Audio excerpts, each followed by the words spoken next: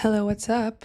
So, this is a weekly astrological forecast that is actually specifically tailored for artists and creators and anyone who has an artistic process that they are actively shaping and using to kind of build out their lives. So, I include YouTube channel, singing, dancing, painting, whatever it is. If you have a committed practice, this is astrology interpreted for you and the life of that practice. And especially if you have a big dream that you're already aware of working towards in your creative practice. Okay. So this week, astrologically, starts with a really big change in that creative process on Monday. And that process change, that shift on Monday, happens actually just before we're getting a larger reset on Tuesday. And that reset is in how we're processing our emotions. So if you're an artist that has any logic or understanding or questions around how your emotions feed into your creative practice, this is really the week to keep your finger on the pulse of, I would say. So after Tuesday's reset, the rest of the week is just really pulling focus on how our creative confidence is helping us return and commit to the creative habits that it's very likely that we only returned to back in 2025. And at this point, we are finally sustaining a healthy emotional life with relationships and with the return to this practice. And so the rest of this week is really about that practice and the relationships, okay? So change in the beginning of the week and then a reset and then basically just building out this flow. So I'm going to get into much more detail in this video, but that's essentially the gist of this week. Venus in astrology is really the planet of our creativity, of our artistic process in both an artisanal and a material way. And Venus is very pressurized on Monday via a first quarter square to the planet Uranus. And in this configuration, we find that our artistic process shifts. I mean, this is a good thing. It's for the better. Well, I don't know, good or bad. It is just part of the process of things, right? We go through waxing and waning cycles, and this first quarter square is a waxing change, which means that Venus is growing relative to Uranus. Venus is our process, it's growing relative to how our minds are changing right now, and this is a major chapter shift. So the other part of Monday is actually that this change, whatever this shift is followed quickly by a realization. It's kind of dawning on us that even the return we've made to the creative process back in 2025, and by the way, that return was about the South Node in Virgo. South Node is a return to Virgo, which is a devotional process. Whatever our creative process is, it's not actually giving us the answers we want right now. And the thing is, we have to keep going anyway. We know that we have to keep going, even though maybe we don't even know exactly what the right process is. We don't know where our process is going to land or who it's for. We have to keep making slow adjustments, even though we're not going to get the direct feedback that we might be so craving on Monday. This configuration of the pressure and the small steps and the small adjustments is a perfect yod that Venus is making to both Pluto and to Neptune in Aquarius and Aries, respectively. Okay, so there's a lot happening on Monday, but it really is the dark phase of the lunar cycle, which means this is largely going to be an internal process that we are just feeling and moving through because the moon is not visible in the sky and it hasn't reset with the sun yet. That happens the next day on Tuesday. So it's really from Tuesday that the moon will pass into its new phase to the sun, both in the sign of Cancer. And again, this is called a new moon. And so it's from Tuesday onwards that we are growing our capacity to emotionally process, okay? So this new moon in Cancer and the emotional processing capacity that we are growing will culminate into a full moon in 2 weeks that's going to be in the sign of Aquarius. So a Cancer new moon that grows into a full moon in Aquarius, this essentially says that whatever capacity to emotionally process that we are returning to and growing will actually bring us into a full-fledged creative realization about something we didn't even realize about ourselves. Aquarius is always the edge of the known. And so super experimental revelation that's going to come from returning to our emotions and actually giving them the light of day and advocating for ourselves in this time. Okay, so really on Tuesday, the creative urge is going to flow all day because later the moon will shift into Leo, join Jupiter, oppose Pluto, and the opposition of Jupiter and Pluto especially is the even larger reckoning of how our creative wisdom, our personal creative wisdom, is actually equal, is actually a match for the dark desire, the deep desire that's pulsating through the collective. And that pulsating desire wants us to change the definition of humanity. And at this point, we are realizing that our creative wisdom can contribute to that. Okay? So, as I said, from here on out, after Tuesday, and actually even for the rest of July, we're getting astrological alignments that are going to feel like we're locking gears into place. It's just going to feel like, okay, wow, kind of Transformers-esque. Okay, so the remainder of this week is about the growth. Really, there is a growing pressure in the creative practice and in relationships outside of us as well that want us to really take that brave next step as everything is kind of locking into place. So then let's go to Wednesday. The moon is still in Leo on Wednesday, and we'll actually trine Saturn in Aries. And this trine really reflects that we're going to be feeling maybe a little vulnerable about this big desire to create and this big knowing within ourselves that we have something to share with the world. But that vulnerability will be reinforced by a strong sense of self that we've been cultivating within ourselves with Saturn in Aries.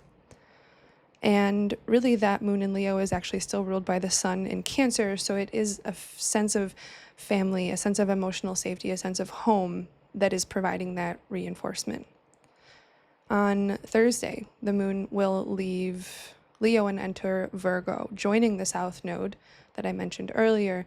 And this is actually the last time that the moon will ever join the South Node while the South Node is in Virgo. Okay, so we are emotionally, with the moon there, really returning to the habits and practices that we recovered in early 2025. These habits are bringing us back into our emotional body, returning us to an honest vulnerability. That is the only place we can grow from. Okay, so think about your artistic practice and what you had to go back and reclaim in early 2025. And that process that you reclaimed was a direct line for you to God. South Node in Virgo is the practice that allows you to go to the North Node in Pisces, which is moving towards God, moving towards that sense of full unity, but you need to be in dynamic motion with it in Virgo. Okay? So, yeah, the honest vulnerability is really what we have to meet even later in this week. And that's going to be the place where we can actually grow. You can't evolve anywhere if your emotional body is not involved. So that's just what it is. By Friday, the moon will be in Virgo and actually will join Venus. And at this point, Venus is actually approaching a square to Mars. That won't perfect until later this month. But this is a square where we might feel the creative tension and likely relationship tension the most.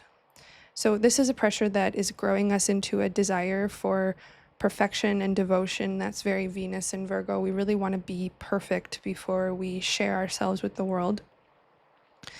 But it is true that we need to step out into the world and share anyway, and sometimes we're not perfect enough yet, or we don't feel ready. So we're going to be feeling over the next few weeks that this growing pressure to go make ourselves visible in the world, to say, here's what I've been working on, here's what I've been returning to and cultivating. And we're going to be pushed into doing that by the sheer willpower that we feel surging through our minds with Mars and Gemini. And that's also the sheer willpower of conversations outside of us that are pushing us to share our work, regardless of if we feel we're ready or not, or if it's perfect enough or not. So it is the motivation coming out of our minds with Mars and Gemini. We cannot be perfect, and it's going to feel challenging and hard and frustrating because we will be forced to push something quite delicate out of ourselves. Okay, so I probably said this already, but this square itself between Venus and Mars doesn't perfect until actually the full moon on July 29th itself, but we're going to be really feeling this on Friday because the moon will be with Venus in Virgo, and that is a really sensitive, delicate point. Okay, so next day on Saturday, the moon will be in Virgo all day and actually enter its first quarter sextile with the sun. And so this is that first part of this lunar phase that started back on Tuesday. And all it means is that we are honing in. That's the first quarter sextile, is about really deepening and studying and honing in on how all the pressures we felt earlier this week are actually helping us to create something that will give us direct proof for how humanity is changing, right? How we are going to even surprise ourselves and who we think we are by the time of that Aquarius full moon in 2 weeks. But this is the phase of the cycle and the time of the week where we're going to be really pulling inwards to study what we have, to do work on it, right? Do the work of the emotional processing, the Mercury retrograde in Cancer that is ruling the moon in Virgo still. Okay, so by Sunday, the moon will have entered Libra later in the day, and then that's where relationships and balance come into much more focus. The moon in Libra will oppose Neptune and will oppose Saturn. It'll trine Pluto, square Mercury, and so there's a large activation in how important relationships are really helping us to build out that deepest dream that I mentioned earlier in the video, and that's the Saturn-Neptune conjunction that happened in February, where we reset the dream that we are building in the world. And for artists, that has to include your creative output. You know what I mean? So the moon in Libra this weekend is really sharing with us, showing us the important relationships that are vital in locking everything into place in that transformer style by the end of this month, in the last 2 weeks of this month. Okay, so that's what I want to share here on YouTube. On my Substack, I'm posting a much more in-depth version of this written horoscope, and so consider subscribing over there if you'd like to. If you do become a member, it's only $5 a month. And actually for the rest of July, if you sign up, I'm offering half off full readings for people who join my paid Substack subscription. For next week, I'm actually considering doing live calls to actually go over the weeks ahead. So if you join for that $5 a month, then you get to join a live group call. So consider that. But I've been going live on YouTube somewhat often as well, if you'd like to see me in more of a live action style. But regardless, I hope you've gotten something from this video. I just want everyone to realize their artistic capability, but I think I need to start with those of us who already have landed on that and are trying to grow it, because I think that that is the really role model type leadership that the rest of the world needs right now, and that when anyone is reinforced in their creative process, then it helps to set the tone for other people to be empowered in theirs, whether the creative process is a studio or it is, a creative business plan. You know what I mean?